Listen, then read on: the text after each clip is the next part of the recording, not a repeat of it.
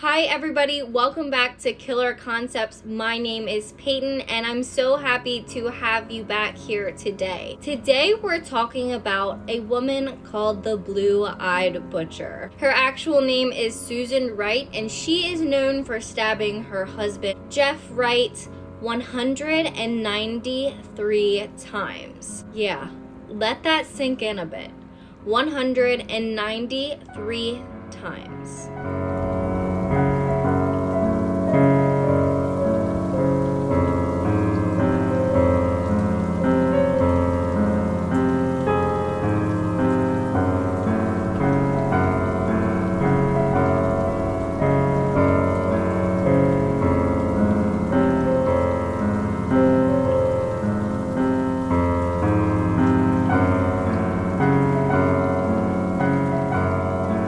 Before we get started, I just wanted to say that if you are new here, make sure to hit that red subscribe button down below so that you do not miss a thing. When I hit 100 subscribers, I have decided that I am going to be giving out a $25 Amazon gift card, so you are not going to want to miss that. Well, Susan Wright, maiden name Susan Lucille White, was born April 24th, 1976 in Houston, Texas, to mother Sue Wella and father Jimmy Lawrence White. Now, I don't have much on her childhood or her adolescence, but at age 18, Susan Wright was working at a club called Gold Cup as a dancer, but she was only there for about 2 months. In 1997, Wright worked as a waitress in a restaurant in Galveston, Texas. Here she met her husband, Jeffrey Wright. Soon after, the two decided to get married in 1998. At the time, Susan was 8.5 months pregnant with their first child, Bradley. A few years later, their daughter, Kaylee, was born. Jeff and Susan Wright lived what most people would consider the American dream. They had a nice house in the suburbs. Now, they were a middle-class family. They weren't rich or anything, but it was well kept. And they lived what most people would consider the perfect life. And from the outside, everybody, including their neighbors, thought they were perfect, that they had the perfect marriage, the perfect family, and the perfect life. However, the family's picture-perfect life would come to an abrupt stop on January 13th, 2003, when Susan Wright would stab her husband, Jeffrey, 193 times. Yeah.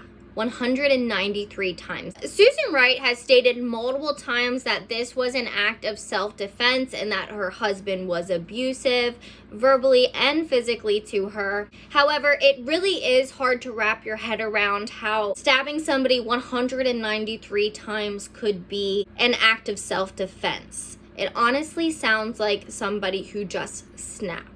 So until this murder, there weren't many people who are aware of any allegations of abuse. Actually, many of Jeff's friends said that he was a very caring and a very lovable person. He never had a problem with the ladies, and they had never heard of him being abusive towards a woman. Let's start with a little bit of information about Jeff Wright.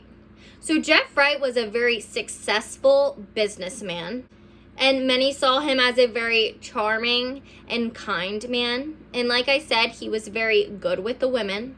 Now, friends did say that he liked to have fun. He liked to go to strip clubs. He liked to party. And he did occasionally use drugs. This will come into play later. However, once Jeff met Susan, it is said that he seemed to calm down a lot. It seemed like he was really enjoying the family life. After they had their first son, Bradley, he really slowed down from the party scene, and his friends seemed to think that the family life really agreed with him. He was a caring father, and he seemed to really just enjoy staying home with his family. There was a lot more stability in his life than there was before marriage. Susan Wright's accounts of their marriage are much different than the people who saw it from the outside. She claims that it was not as picture perfect as people thought, and it was actually very violent and abusive. So Susan claims that things were not as they seemed. and that Jeff became very controlling after having their first child, Bradley. Susan said that he wanted to know where she was at all times and how long she was going to be gone.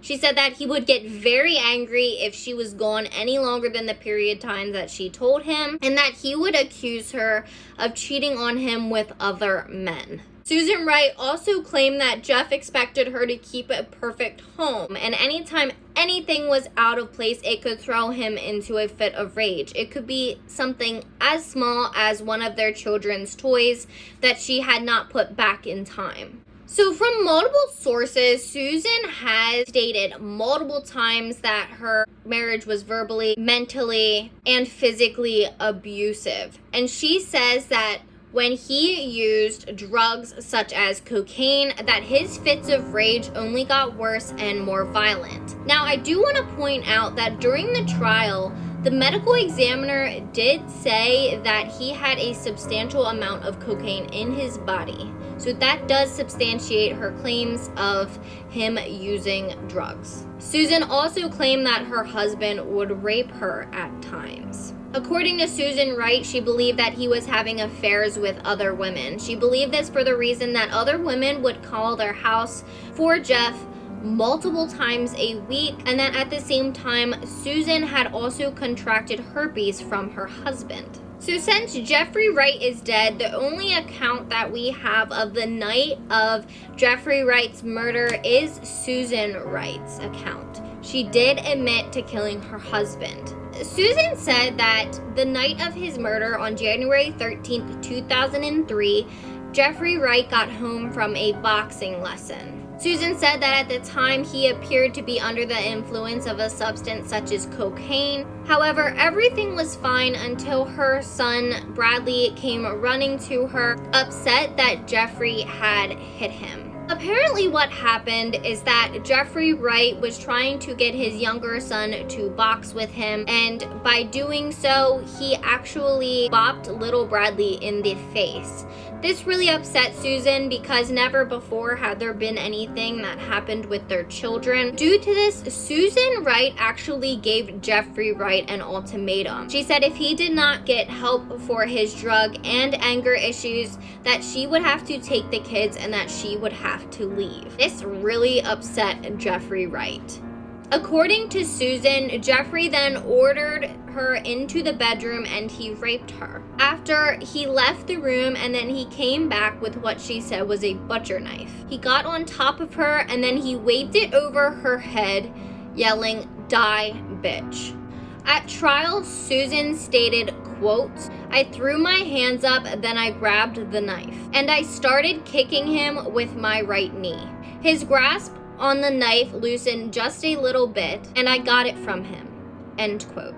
This is when Susan began stabbing her husband, starting in his neck, and she kept stabbing him. "I knew that the second I stopped, that he was going to kill me." End quote. During the stabbing, Susan and Jeffrey Wright's son Bradley actually came to their bedroom door and started knocking. This is when Susan actually grabbed a necktie and tied her husband's arm to the headboard because she was afraid that he would get up and come after her, even after she had stabbed him multiple times. She then proceeded to take her son back to his room. On the way back to the bedroom, she stopped in the kitchen and grabbed another knife, as she said she was afraid that her husband Jeffrey Wright had found the knife that she had used previously, and she was afraid that he was going to kill her. Susan stated, quote, "I knew he was going to kill me, and I was so scared because I did not want to die. I started stabbing him again." End quote. Susan said she started stabbing Jeff in the legs for all the times that he had kicked her, and she also stabbed him in the penis for all the times that he had raped her. After Susan Wright was done stabbing her husband, she cut the necktie that was holding his limp body onto the headboard, and then she drug him off of the bed. I do want to add that when Susan pulled Jeff's body off of the bed, his shoulder actually hit the nightstand beside the bed, which actually had a red candle burning on it. When his shoulder hit that nightstand, it caused the candle to fall, and then red wax actually poured all over Jeff's body. This will become significant later in the trial. Keep in mind that Jeff was actually 6'2", so he was very heavy and very tall for somebody of Susan's size to not only overcome in order to be able to attack him, but also drag him outside. Then she brought a dolly into the room. She put his body onto it and she wheeled him out into the yard. So there had already been a shallow dug hole in their yard because Jeff himself had dug a hole to put a fountain in because they had been doing home improvements. So unfortunately, Susan Wright actually put him into the hole that he had dug himself, and she covered him with dirt. She says then she went inside and she sat on the couch with the knife waiting for him to come back in. She was afraid that he wasn't dead and that he was going to come back, even after stabbing him 193 times all over his body. Susan Wright has said multiple times that she believes she suffered from some sort of mental break for the reason that she continuously was afraid that her husband was going to come back and going to kill her for 5 days after the murder occurred. 5 days after the murder occurred, Susan Wright says that she started having some odd feeling and she knew something bad had happened. So Susan Wright had also started to clean up the crime scene. Now she says it was because she was still afraid that Jeff was going to come home and he was going to be angry because the house was a mess. There was blood all over the place. So she purchased multiple bottles of bleach. She cleaned the carpet, she painted walls, and all of this she blamed on the fact that she was afraid that Jeff was going to somehow come back to life and he was going to get her. Susan even cut up some of the blood-stained carpet. She managed to dismantle the headboard as well as the mattress, and she drug them out and put them in the backyard. So 5 days after the killing, Susan Wright contacted her mother when she realized that something bad has happened, and she told her mom that she had killed her husband, Jeffrey Wright. The family then got in contact with a law firm, and Wright's attorney had her admitted into a mental hospital before he went ahead and he contacted the authorities. On January 18th, 2003, Neil Davis, who was Susan Wright's attorney, had contacted the prosecutor's office and told them where they could find a deceased body, but he would not give them any information as to who had killed that person or how he was made aware of the corpse. When the authorities arrived at the home of Susan and Jeffrey Wright, they found Jeffrey Wright partially buried in a very shallow grave. The family dog had apparently found the corpse of Jeffrey Wright and he had chewed off the left hand. The authorities said that there was neckties found around Jeff's wrists and there was a bathrobe sash used to tie up his ankles. There was red candle wax on Jeffrey Wright's buttocks, thigh, and genital areas, as well as a small hunting knife with the tip broken off of it that was found in the flower pot on the patio. The tip of the knife that had broken off was actually found in Jeffrey Wright's skull. When the medical examiner had a chance to look at Jeffrey Wright's body, he had determined that there were in fact 193 stab wounds to his body, starting from his head to his ankles. Now, the medical examiner was not able to determine on whether or not, if any, stab wound alone was a fatal blow. So the prosecution's story differs very much from that of Susan Wright's, and this is where you have to make your own decision on which one you believe. Prosecutor Kelly Siegler stated that the marriage was very unhealthy from the beginning, and she believes that Susan Wright was just a malicious murderer and that had nothing to do with any abuse. She believes that if there had been any abuse in that marriage, that there would have been medical documents or other people's testimonies of times that Susan Wright had been beaten and abused by her husband, as she had said that it had been so many times before. And many abuse victims do have proof in medical records, as they usually are harmed so badly that they have to go to the hospital. Prosecutor Ziegler's story revolves around a $200,000 life insurance policy that Jeffrey Wright had. She believes that Susan Wright actually killed her husband because she wanted that $200,000. A co-worker of Jeffrey Wright's actually testified that he had overheard a phone conversation between Susan and Jeffrey, where Susan was upset because Jeffrey had filled out the life insurance information incorrectly and it was holding up the whole process. Prosecutor Ziegler believed that the story that Jeffrey Wright was a cocaine-fueled maniac and abuser was absolutely ridiculous. She did not believe that somebody as petite as Susan Wright would be able to overcome her husband after such a terrible beating and rape as she had described in her story. Like I had mentioned before, Jeffrey Wright was 6'2". He was a very big guy. Susan Wright was a very petite woman, and so Ziegler just did not believe that everything went down the way that Susan Wright had stated.